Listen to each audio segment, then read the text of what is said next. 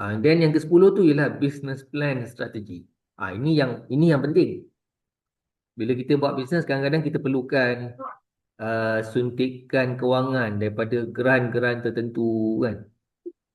Saya banyak uh, berbincang lah dengan pihak-pihak bank, dengan konsultan-konsultan bisnes juga. Dia kata kenapa banyak bisnes-bisnes kita, usahawan kita lah terutamanya, yang sepatutnya dia dapat lah kewangan tu tapi tak dapat.